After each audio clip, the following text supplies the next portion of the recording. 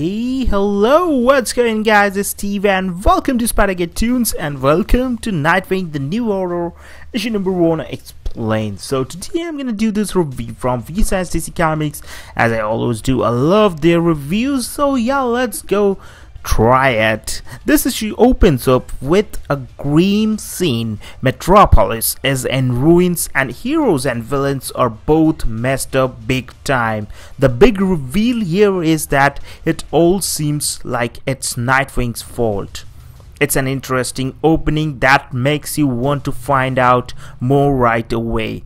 Carl Higgins does give us a little more information in the first issue, but it's way more subtle than I expected. When we then head to the current time 2040 and see our world is a lot different than I would have imagined it. As the son of Dick Grayson provides the narration, we find out that this world keeps superpowers under check, and it's all because of Dick, because he's the super president right now.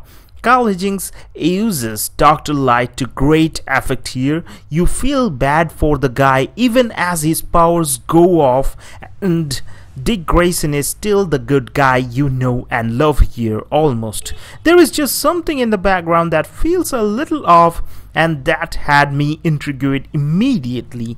We then get to see Dick's job in the future, the team he has surrounding him, and the problem at hand. I can't say much about the team yet as we don't get too much with them, but it all feels right and I do want to find out more. The problem is certainly one that will drive the plot forward.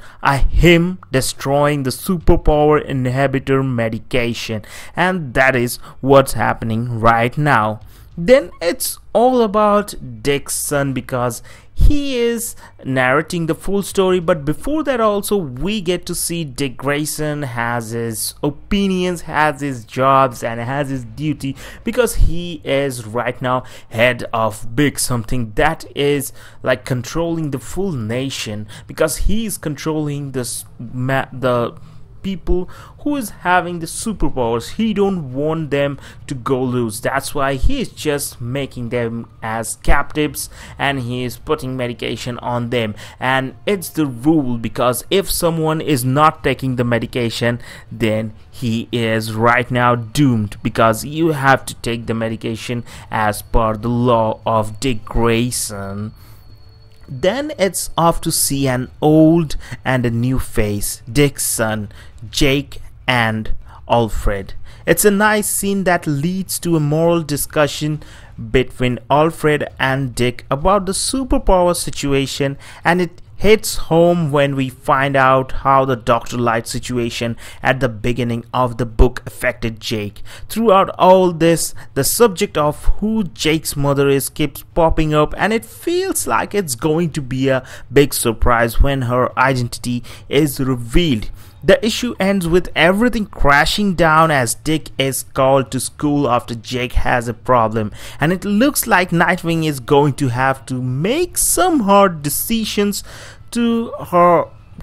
real soon. I enjoyed this first issue, but I am worried that the slow pace may throw some readers off. Everything is good, story, dialogue, and art. It's just there isn't any big wow moment to get the reader hooked.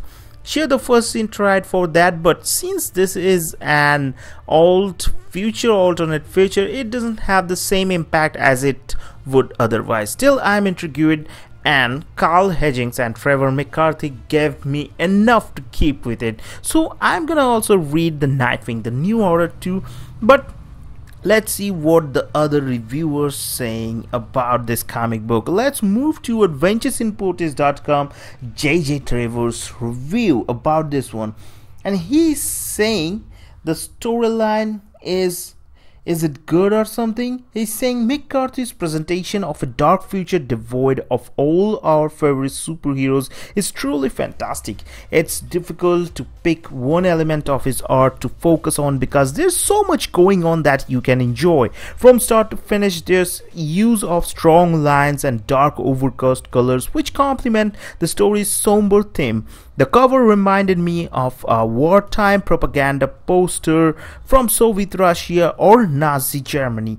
My favorite panel though is on page 8, where we see the skyscrapers of Gotham City overlooking a lower level and seemingly much power section of the city. The progress that those of the higher levels of security or society have pushed for is ultimately impacting those at the lowest levels the most, and it isn't pleasant. Higgins' story instantly reminded me of Watchmen, and as the Moore's world, Higgins isn't black and white.